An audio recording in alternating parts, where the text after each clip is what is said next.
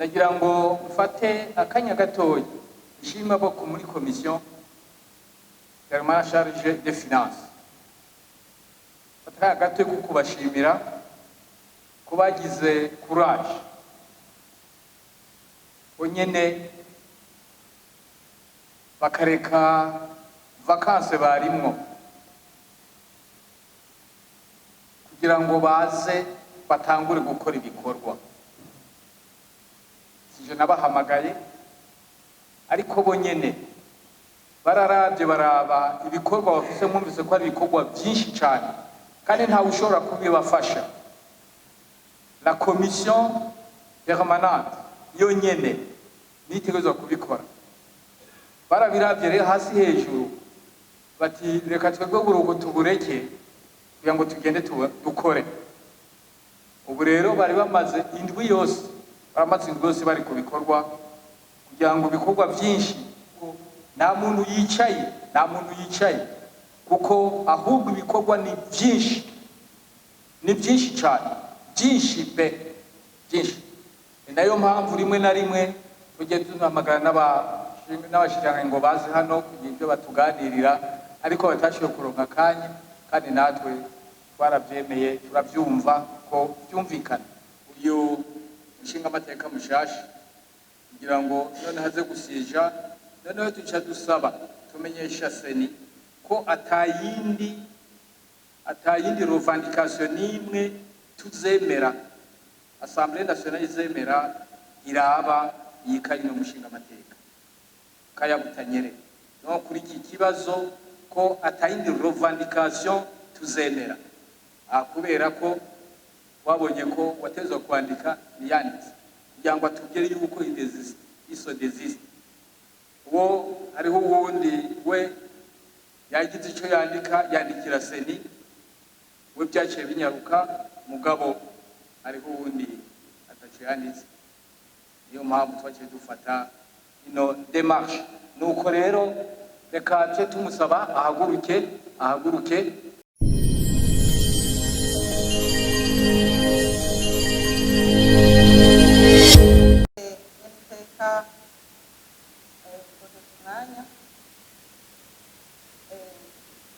Kwa Sara Rukundo oye mu ntara ya Butanyerera. Nta byinshi novuga, jewe nyaniteka ugushima ugukenguruka iteka ridasanzwe mu ntera.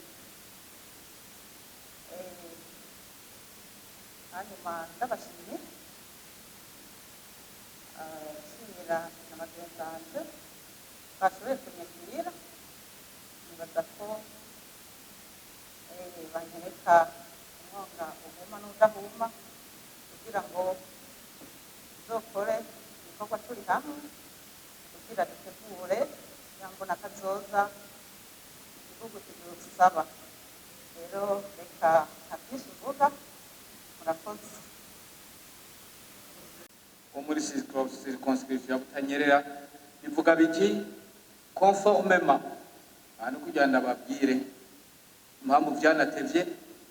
conformément à l'arrêt RCCB 467 rendu par la Cour constitutionnelle en date du 22 décembre 2025 et en vertu de la correspondance référencée CENI 580/2/2025 du 30 décembre 2025, à travers laquelle le président de la Commission électorale nationale indépendante nous a communiqué votre nom pour remplacer l'honorable Leonidas Ndaruzaniye, élu dans la circonscription électorale de la province de Butanyerera.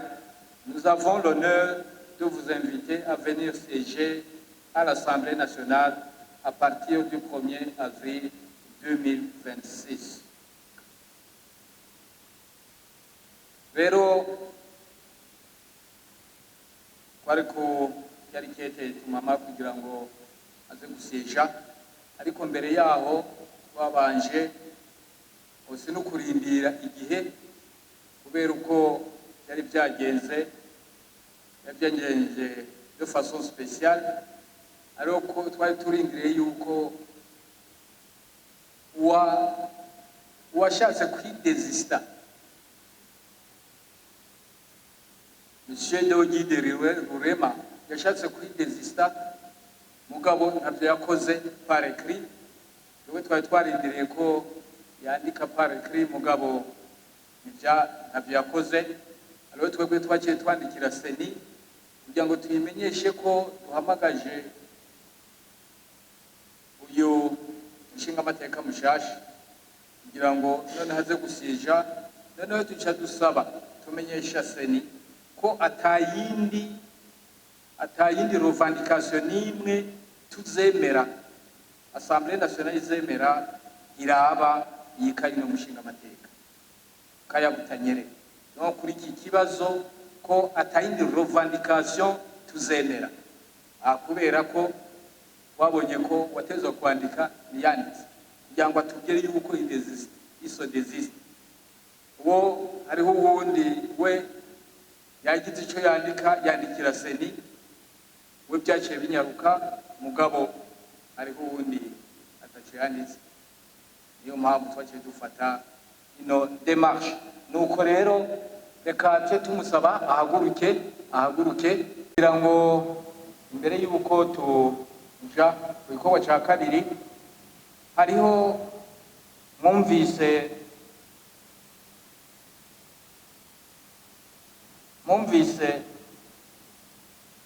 ibikorwa byinshi biriko birakorwa. Ndagira ngo mfate akanya gatoya ishima boko muri commission permanente charge des finances fataka gatoya kukubashimira ko bagize courage onyene bakareka vacances barimwo kugira ngo baze batangure gukora ibikorwa. Sije nabahamagaye ariko bonyene bararavye baraba ibikorwa bafise, mwumvise ko ari ibikorwa byinshi cyane kandi nta ushobora kubibafasha. La commission permanente yonyene nitegerezwa kubikora. Barabiravye rero hasi hejuru bati reka twebwe buruko tubureke kugira ngo tugende dukore. Ubu rero bari bamaze indwi yose bari ku bikorwa kugira ngo ibikorwa byinshi mwumvise mwe birateye ubwoba kwe. Ndabona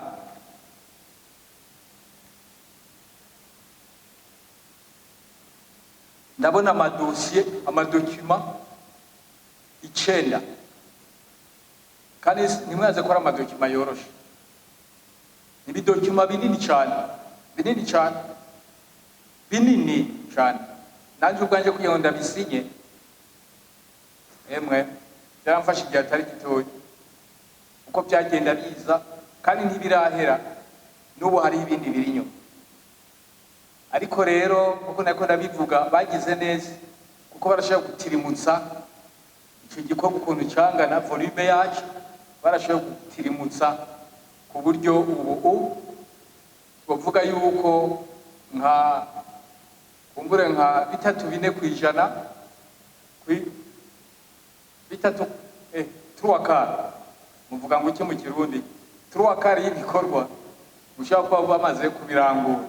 Ariko rero nibisigaye nabyo biracarimwo ego ibitekerezo gukoswa guhinyanyurwa atari bikeyi kuko ni ibintu bisaba ko abantu biyumvira cyane na cyane ko ifatiye no kuri ibikorwa bishasha. Iyi migambi mishasha turimo ifatiye kuri budget programme kuvuga ibintu bijanye no gupanga ubutunzi bw'igihugu, ibikorwa by'igihugu bifatiye ku bikorwa, hanyuma amahera none agakurikira. Rero akongera bigafatira kuri iki kijanye na reforme turimo, ibintu byo guhinyanyura kandi intara z'igihugu. Ibi navyo byaciye bituma hazamwo ibintu by'impinyanyuro nyinshi kandi ziremereye ku buryo byaciye bijana hose no guhinyanyura ibyana administration administration territoriale hanyuma na administration ubwayo yo muri gouvernement central. Ibyo byose rero ni ibintu biriko birakogwa. Niyo mpamvu bamwe barashaka kubaza bati hari ibintu batabona ko biriko biragenda binyaruka. Murumva ko biriko biranyaruka no kunyene, kuko ni ibintu ubu tugiye kwinjira mu kwezi kugutunganya ubwo amahera, uburyo igihugu kizokoresha. Ni ibintu bitegurwa cyane, bumvise amadokima menshi ategerezwa kwigwa. Ubu no mu gihugu ubushikiranganji bwa mbere, abashikiranganji byega abo bose bariko barakora.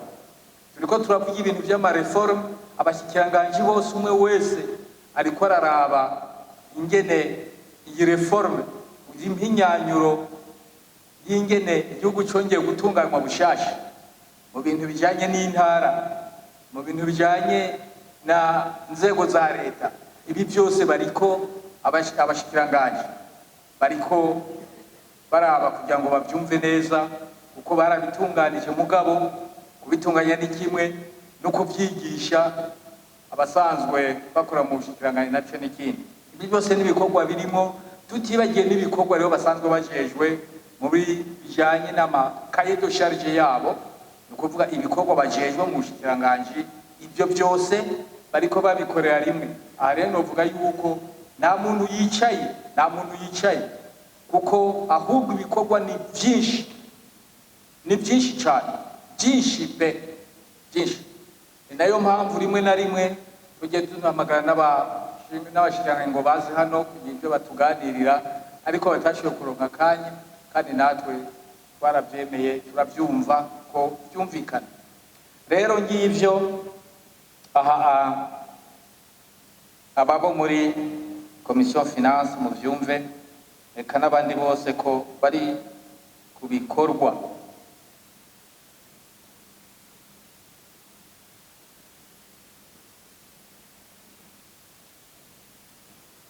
Bien, reka rero bibiheze, reka tuje noneho ku maraporo twavuze z'ingendo, raporo zibiri z'ingendo zakozwe abashinga amateka bagenzi bacu. Reka twumve, duhere kuri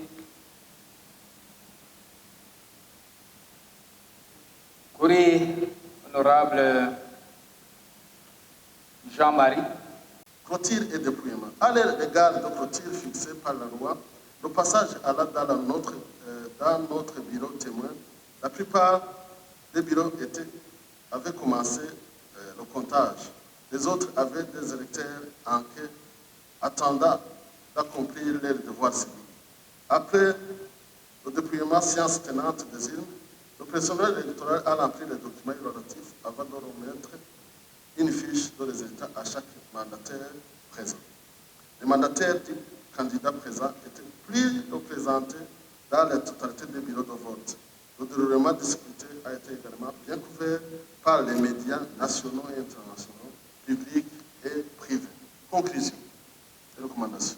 Notre mission magnifie la maturité démocratique et politique du peuple congolais qui a voté dans le calme, la paix et la sérénité sans incident majeur. Nous félicitons le gouvernement et toutes les parties prenantes internes et externes qui ont bien voulu interagir avec nous et dont la qualité des échanges a permis la bonne réussite de l'exécution de notre mandat durant son séjour. Nous exhortons les acteurs à davantage œuvrer pour la consolidation des acquis démocratiques et l'enforcer des réformes structurantes en vue de préserver la démocratie, la paix durable et plus d'exclusivité dans les prochaines élections.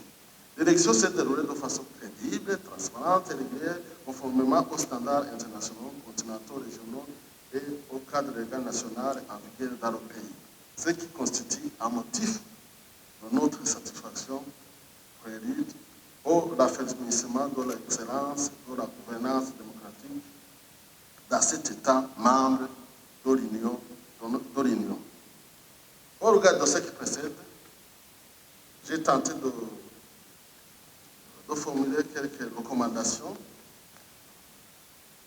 au gouvernement de la République continuer le dialogue républicain pour transcender les clivages en toutes circonstances, d'étudier la possibilité d'appuyer le financement public des candidats, partis et coalitions à risque pour mieux stimuler davantage les candidatures féminines et juvéniles au scrutin. De garantir une meilleure couverture fonctionnelle du réseau Internet et téléphonique, parce que le jour du scrutin, il n'y avait pas de réseau Internet, les véhicules.